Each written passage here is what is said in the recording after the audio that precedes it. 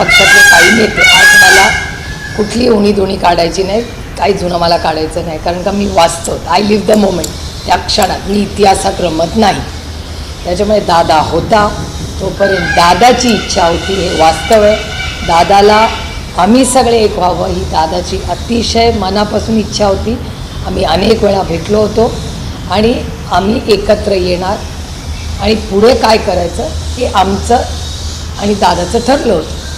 आता दादा आज नाही, त्याच्यामुळे मला तो विषय काढायचा नाही. माझा भाऊ आता गेला, त्याच्यामुळे मला त्या इतिहासात रमायचं नाही.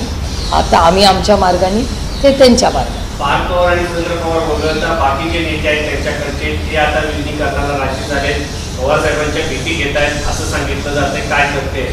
आदरणीय पवारसाहेबांना कोणीही भेटलेलं नाही. प्रफुल्लभाई अनेक वेळा आमच्या घरी गेले 60-50 वर्ष येत आहेत, तसे ते कधीतरी येतात, कधी लपून छापून येत नाही. सुनील तटकरे एकदा आले होते, पण जसे सुनील तटकरे आले तसे भुजबळ साहेबही आलेले आहेत मागे.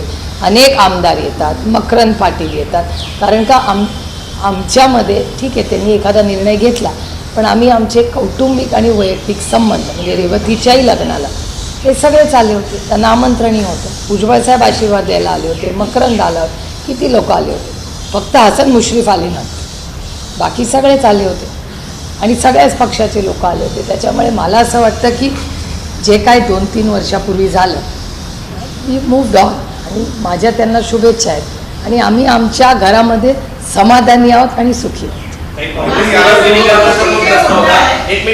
काँग्रेसमध्ये देखील विलीनीकरणाच्या संदर्भामध्ये